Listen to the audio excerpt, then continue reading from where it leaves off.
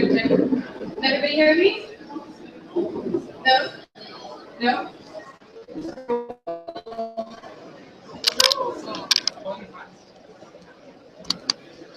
Alright, so I think we can get started. Is the translation working? Translation? Yes? Okay. We have people. We have translation. We're approximately 20 minutes late. Which means that I am all that stands between you and a party. So I'm going to try and make my presentation fast but informative. Welcome to How I Learned to Stop Worrying and Build a Threat Model. My name is Eva Galperin. I'm a Global Policy Analyst for the Electronic Frontier Foundation. How many of you here are familiar with EFF? One or two? A few people? I would say about half of you. So the Electronic Frontier Foundation is a digital rights organization based in the United States, but our work is global. And our goal is to make sure that when you go online, your rights come with you. And to that end, we have a bunch of lawyers. Andre talked in his keynote a lot about our many mighty lawyers, and Katitsa also talked about our many lawsuits. But this is not the only thing that we do. We also do a lot of direct activism, and we do a lot of work on software that we think can help the world be better and more secure, like HTTPS everywhere and less encrypt. And we do a lot of outreach and education to people all over the world, which I will talk about a little bit later. So let's go ahead and get started. So, I don't know about you, but listening to the last several sets of talks, I was a bit scared.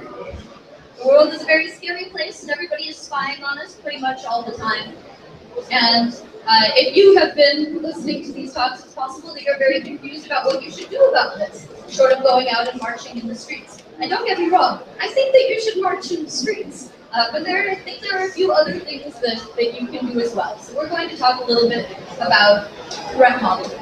A threat model is a way of thinking about exactly what it is that you need to do in order to protect the things that are important to you from the people that you think might attack those things. And the reason why you want a threat model is because trying to protect everything from everyone all the time is exhausting. You simply can't do it. And so we're not going to bother. What we're going to try to do is we're going to try to narrow this down to just the stuff that's important to you. And from there, you can figure out what tools you should be using. Much of tomorrow's Cryptorave, I understand, will be devoted to teaching people how to use tools such as Tor and PGP and Tails. But before you get started on any of that, the solution is not tools. The solution is to think about how you're going to implement all of this stuff so that it meets your needs. So you do not spend all of your time in sort of this state of absolute paranoia. So the first thing that you need to ask yourself when you're building a threat model is, what do you want to protect? The next thing that you need to think about is, who do you want to protect it from?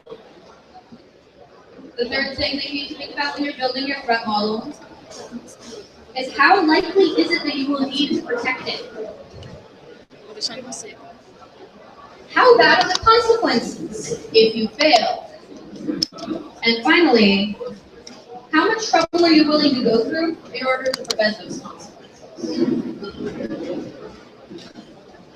So when you start thinking about the first question, what is it you want to protect, we call those things assets. And some examples of your assets are your passwords, your money in your bank account, the files on your computer, files on your phone, your conversations on the phone with your loved ones or with your coworkers, and your metadata. So who here knows what metadata is? A couple people? One, two, not everybody. So you're going to get the spiel.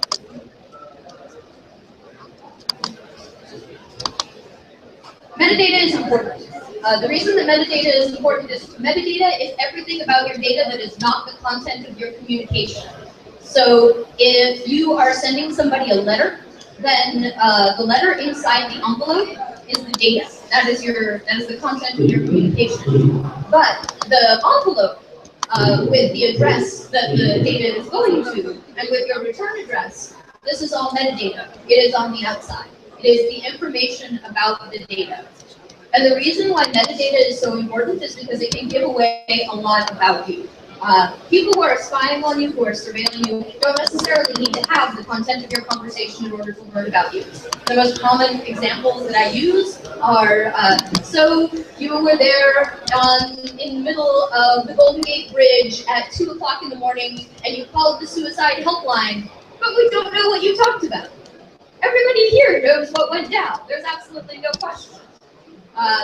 You called a, crisis pregnancy prevention center, and then you called them again in, a few days later. Chances are people have a really good idea of what happened there. So your metadata tells people a lot about you. It's not just the content of your communication that you need to protect. Then you need to figure out who your adversary is. Who do you want to protect your assets from? Now, there's a lot of talk at this conference about protecting your data from the government. But the government is not the only possible adversary.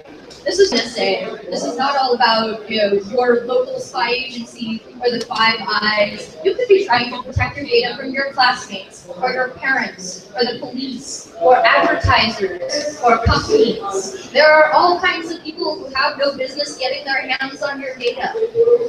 And so this is going to be a talk about how to think about those things. That's sort of everyday problems that people have that really go beyond preventing government spying. More importantly, if advertisers or companies can get their hands on their data, sometimes this is a channel of attack that governments later use in order to get their hands on your data. So thinking about how to keep your keep your data out of the hands of companies has benefits later on. Now we're going to talk about the threat. Now, a threat is something that can happen to your assets. Hackers can hijack your Twitter account. Your brother can read your diary. Your boss can see your browser history and see that you've been looking at porn. Criminals can steal your credit card numbers. Your adversary could read your communications. Your adversary could delete or alter your communications. Going back to the little brother reading your diary, your little brother could throw your diary in the river. And this could potentially be a problem, and this is something that you need to sort of think about when you're building your threat model. You also need to think about the capabilities of your attacker. So there are a couple of different ideas for things that your attacker could do. Your attacker could file a subpoena. Your attacker could break into your house. Your attacker could spy on your Wi-Fi network.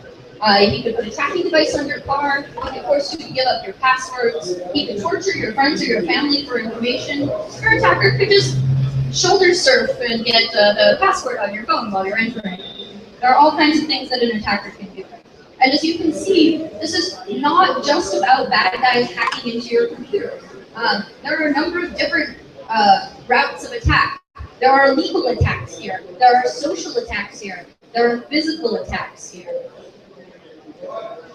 And this is sort of the classic XKCD cartoon about physical attacks. And it talks a little bit about how us crypto nerds are very concerned about somebody possibly breaking into our computer and breaking our crypto. But the fastest way to do it is through what we call rubber hose cryptanalysis, which is just threatening a guy with a rubber hose until he gives up his passwords. So that's one of the things that you might want to think about. It turns out that assessing capability is hard, especially if you are not a professional who understands how the legal system works, or how computers work, or how email works. You have to make a guess about the resources that your attacker has and how far they're willing to go in order to get at your assets. When you're thinking about your physical assets, that might seem simple. You lock your doors at night. You put your important papers in a safe. You can see if you're being physically followed, but that's really not the same on the internet. If you don't understand how the internet works or how its systems work, you cannot figure out what your attacker's capabilities might be or what the appropriate things to do in order to counter those attacks. And that is really what you're here to learn today. And then there's this guy. So a lot of people here have talked about Edward Snowden. I would say that the chances are that just about every talk that we have heard here today has had at least one mention of Edward Snowden. I tried not to get the same photo of Edward Snowden as everybody else had, to get a little variety in there. But the most important thing that we got out of Edward Snowden was a very strong idea of what the NSA's surveillance capability is and what the Five Eyes surveillance capability is. And that is why these leaks were so incredibly useful, because you can use this information in order to come up with countermeasures. You can use this information when you're building a threat model. He also told us a lot about how the NSA thinks about certain kinds of legal attacks. One of the very first pieces of information that we got from the Snowden leaks was actually a court order to Verizon, ordering them to turn over all of their sort of bulk metadata in perpetuity. And what was about that was that the PFF had long suspected that this court order existed. We thought it must be happening, but we had no proof. And the moment that we had proof, we turned right around and we sued the government. I think this was our second lawsuit against the government for mass surveillance, and did it on the basis of this very important document. And remember, the capabilities are constantly changing. What Snowden has given us is a snapshot of the NSA's capabilities as of a year and a half ago. But new laws get passed, new technologies get invented, new bugs are discovered and exploited. This work is never done. You should always be working on your threat model for this reason. And finally, there's Risk. This is the board game Risk, for anyone who's not familiar with it. And the important thing about risk is how likely is a particular threat against a particular asset. It's related to capability. I mean, sure, your telco has access to all of your call data, but the risk that they're going to say publish your call data and use it to personally humiliate you, probably pretty low. Not a thing you probably need to worry about. Threat is important to distinguish from risk. A threat is a bad thing that can happen, but the risk is the likelihood that that thing is actually going to happen. If, for example, you are worried about your house falling down on you, there is a much higher chance of that happening in San Francisco, where earthquakes are common, than in Stockholm, where earthquakes are not. Finally, people have very different appetites for risk. For some people, this roller coaster looks like a great time. For other people, this roller coaster looks like a terrible idea. They will do anything in order to avoid. When you're conducting a risk analysis, it's a very subjective process. Not everybody has the same priorities or views threats in the same way. So many people find certain threats, like the government spying on their internet traffic, unacceptable no matter what the risk. Other people disregard high risks because they don't view the threat as a problem. These are generally the people who tell you that, well, it's no big deal, I have nothing to hide. So, as a good example, I might not care so much if somebody steals my credit card information because I have insurance and my credit card company will just refund me for the fraud. So I'm not going to go through an enormous amount of trouble in order to protect that data.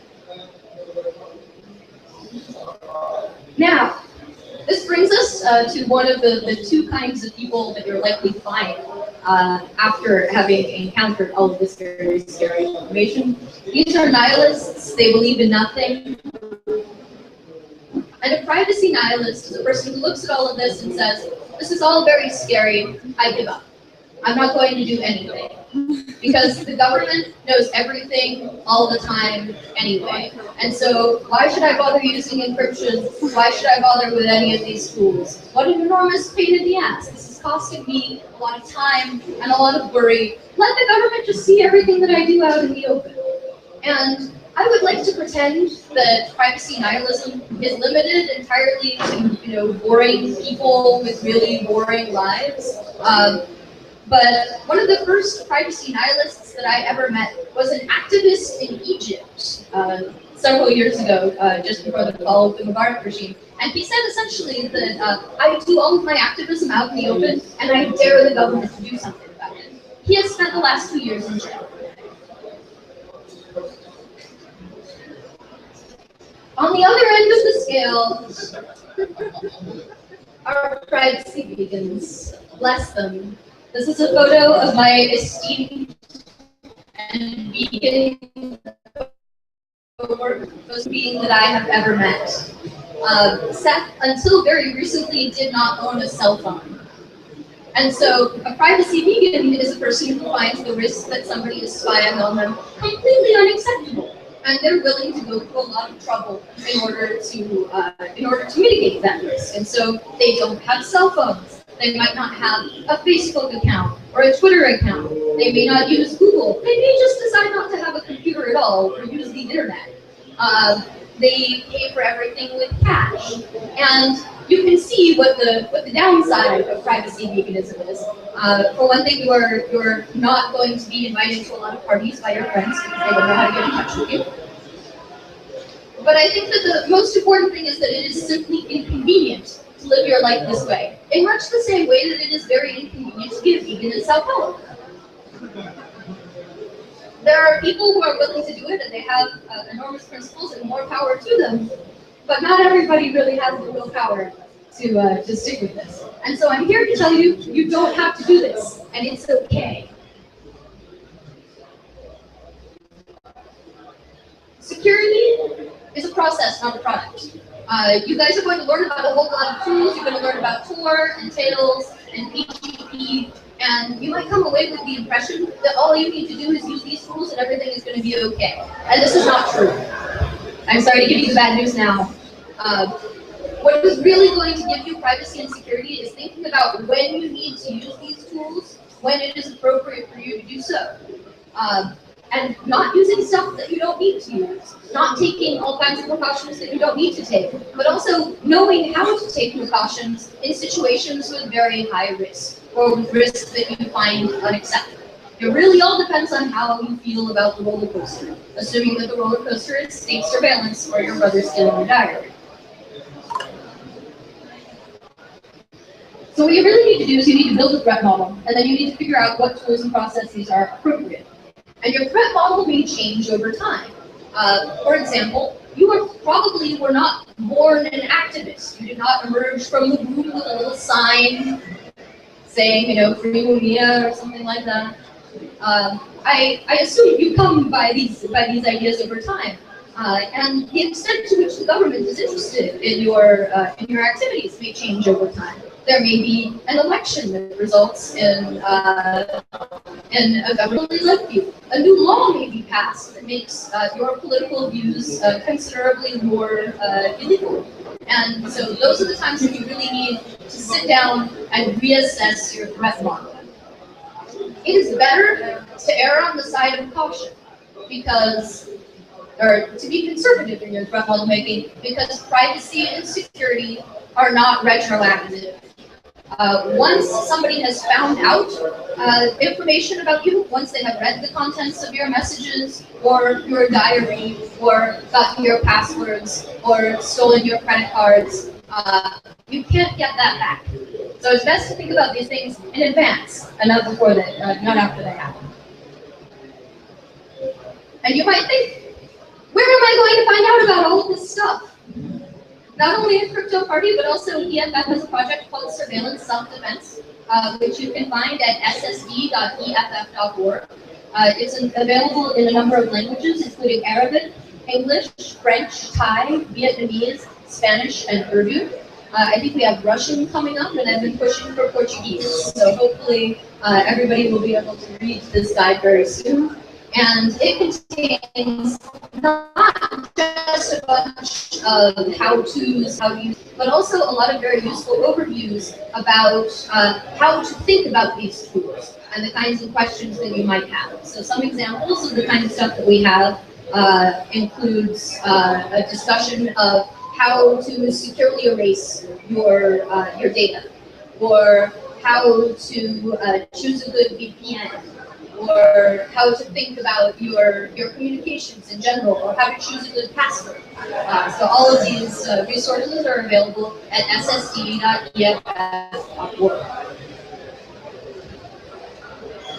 And finally, I would like you to know that you don't have to be a nihilist or a vegan. But these are not the only two choices. Most people's needs are somewhere in between.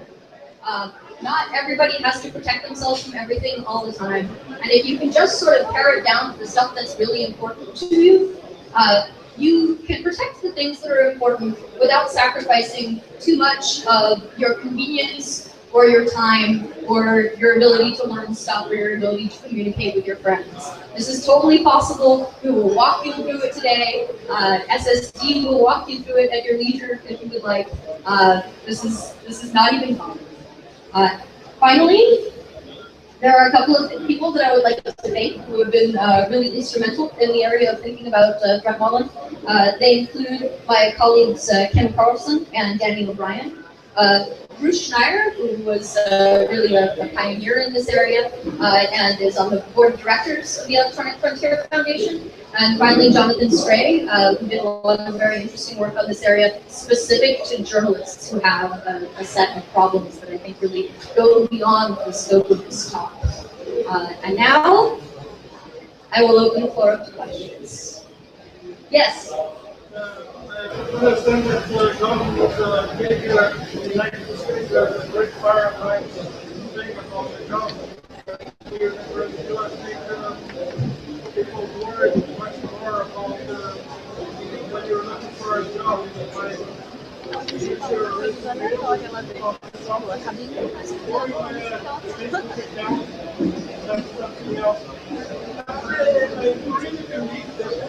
should have reliance for using internet. Would you agree with that? Have a what? I'm sorry. A secret identity that you use, like that, to be yourself in the net, because you have your personal life in places like Facebook and mandatory information.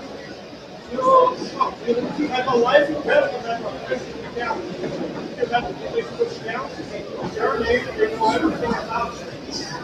Well, in the this is a question about Facebook and sort of managing your Facebook profile in a way that is consistent with threat modeling. So, if what you're concerned about is they know everything about you, you need to think about who they are. In this case, the people who know everything about you in your Facebook profile are not all of your friends, and it's not the public necessarily. It's Facebook. If you're concerned about Facebook or somebody who might come to Facebook with a subpoena or a warrant, then possibly you should not be using Facebook. If, on the other hand, you're concerned about your friends or people who are just randomly Googling you because they might want to hire you, then what you might want to do is simply lock down your Facebook account so that its contents can only be seen by your friends, and then be very, very picky about what you post or friend. So I think that's actually a very good example of how to think about a problem that seems very big and scary and narrow it down to just the stuff that's important. Next. Anybody else? Sorry, my English is very bad, but I'll try. It's okay, my Portuguese is also very bad. You talk about individuals for security, but small groups of people which need security, and you can afford that page for list of videos and all for a group of people. What are the options for the type of people or for the groups? Well, this is a question about groups that sort of threat modeling is not limited to individuals. You can also think about it in as a group or as an organization. For example, at EFF, we have discussions about what kind of data is very important for us to protect. In our case, it is the data related to our legal cases, which is extremely privileged. So we try to make sure that nobody gets their hands on it. We'll go through a great deal of trouble to protect that. So that's a conversation that you need to have with everybody in the group. You need to really focus on what is important to protect, and then there are some tools that you can use to protect it. But the most important thing that you need to think about is who you want to protect it from. Because most of the collaborative tools that are out there exist in the cloud. And the whole idea is that all of your data is in the cloud, and everybody is able to work on it at once. And this is fine as long as your threat does not include somebody who can get at the company that runs the cloud or bring them a warrant or a subpoena. If you're concerned about that, then the kinds of tools that you can use suddenly become much more limited.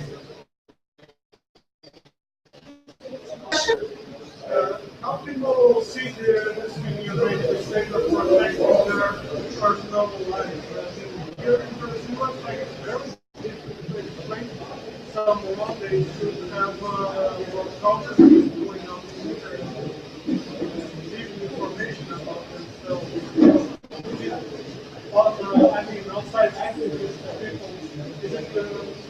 people there are concerned about their privacy. Yes, Americans are also concerned about their privacy. I think that Americans sort of have a bad reputation for putting everything up online, and also it turns out our government is spying on everybody wholesale.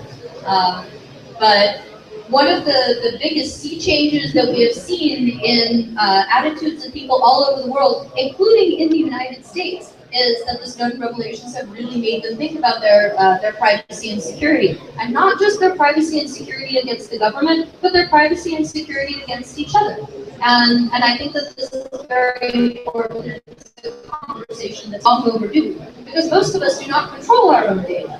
Your data is in the hands of Google and Yahoo and Twitter and Facebook, and all of them have different policies for what they do when somebody who is filing a lawsuit or somebody who is from the government comes calling and asks for that data. And they don't necessarily have to tell you that they've turned it over, which is really problematic. All right, any more questions? You've already had 2 questions. Anybody who's not this guy has questions? No one? We've solved all of privacy and security? Everybody here knows how to do a threat model now? We're all done? Okay then, seriously, go party. Oh, one more, go for it.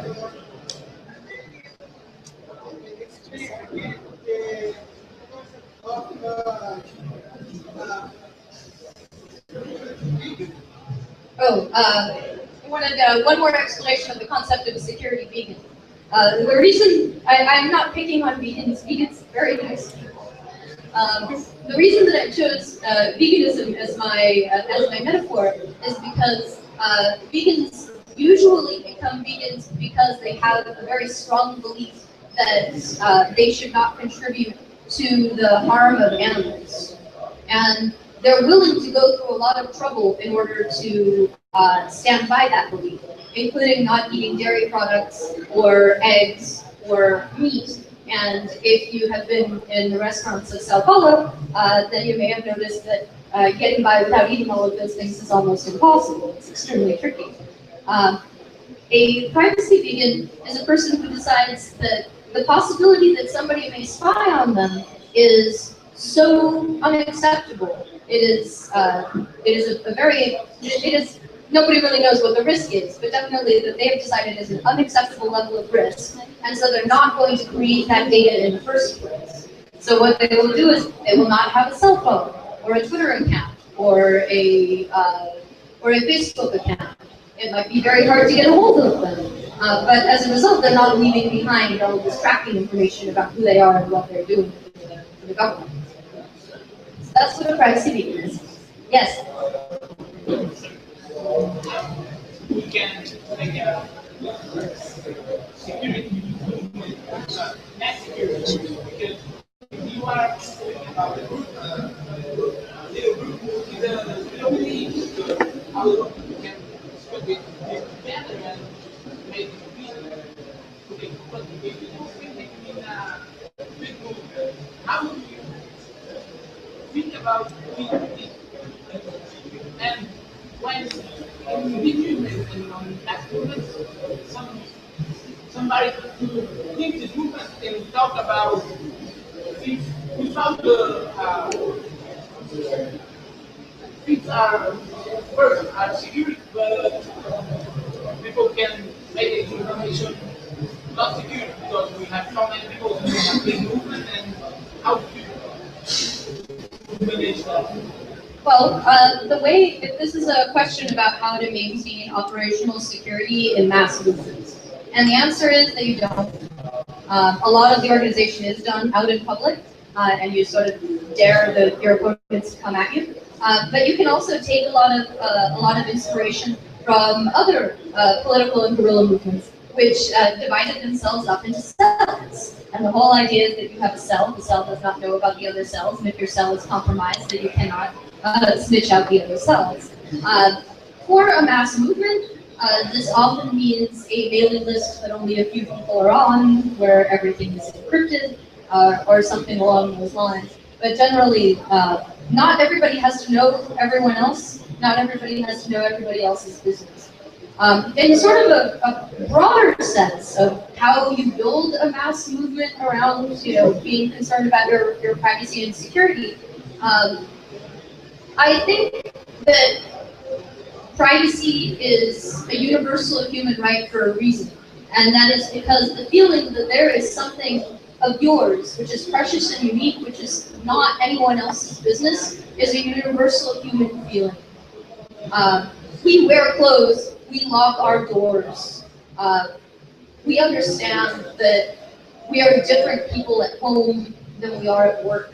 And this is not some strange, duplicitous thing. This is the most basic human thing in the world, the desire for something which is yours and no one else's. And one of the problems with the sort of anti-surveillance movement is that it frequently places itself in opposition to intelligence agencies or to governments. And your right to privacy is so much more important than that, and it's so much broader than that. And it's not just those guys, it's everyone. And so if you can appeal to this sort of universal sense that we all have something to hide, and that doesn't make us freaks, that makes us totally normal. It is the most basic human thing. I think that we can really add a lot of this.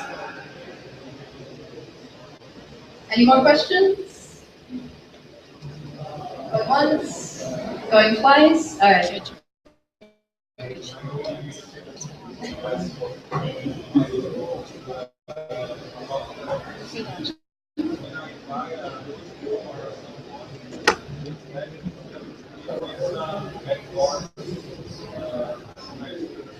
So this is a question about cell phone backdoors. Well, right now, we are fairly certain that there are no backdoors in either your Android or your iPhone. And the reason why we are certain is because the FBI in the United States is going crazy asking for them.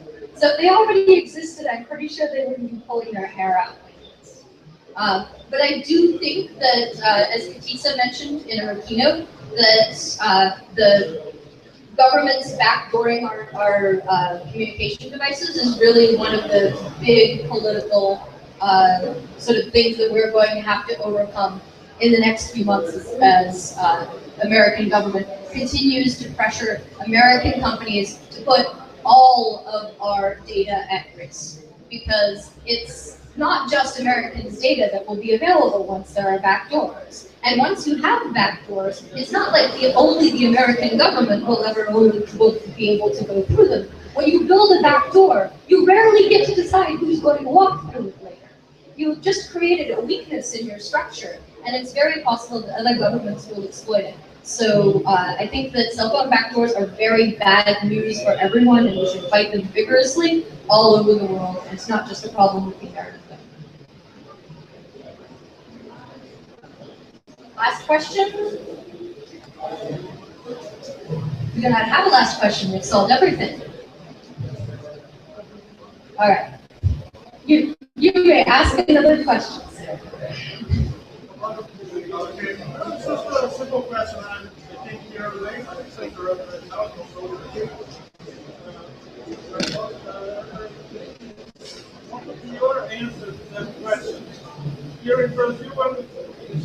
talk about privacy issues. They say we don't want to talk about our friends and to try to convince them of the value of privacy and keeping our personal life. People always come, sometimes they come that phrase. I have nothing to hide, my life is an open book. And you can check anytime you want. It's just a way of saying, don't bother me with that question. And I don't want you to discuss for this thing. Because sometimes there's a double question inside this thing of privacy when you travel to friends. This year in Brazil. What would you be your way of convincing people that even though my life, I don't do nothing wrong, I should have my privacy? All right, so this is a question about if I'm not doing anything wrong, I have nothing to hide, I shouldn't do anything. How do you deal with your privacy nihilists? What I tell my privacy nihilists is that even if you have nothing to hide, maybe I have something to hide when I'm talking to you. And if you'd like to communicate with me, you should do it over an encrypted channel. And even if you and I don't have anything to hide, when you and I are talking to each other, if we use an encrypted channel, we make encrypted communications seem more normal. So that when an attacker sees encrypted communications, they don't go, aha, this is suspicious, this is crypto, we should definitely watch what those people are doing. Now, they don't know. It could be, me and my friends exchanging recipes because it's totally normal. And the more encrypted matter that there is out there, people who really need it. So that is what I tell my privacy nihilists, that they don't want to do anything. And it's increasingly easy to have end-to-end encrypted communications without really going through a lot of extra trouble. For example, WhatsApp is working with a company called Open Whisper Systems to create end-to-end encrypted WhatsApp. If people want to have encrypted cell phone conversations or messaging, they can download Signal, which is open source and available for both Android and the iPhone. So these messaging services are becoming much more common and easy to use instead of PGP, which is very, very famously hard to use. And it's difficult to get people to use it correctly. All kinds of things go wrong, and it fails open. And so these are not the things that I'm recommending to my friends. But I am recommending Signal and WhatsApp, especially with the things that are coming up with WhatsApp, and tools like this, because they're very easy to use and they're not that different from the tools that are now. All right, one last question, and then everyone may go party. Who dares to ask the last question? No one? No one? No one? 3, 2, 1. All right, Cryptorave, let's do it.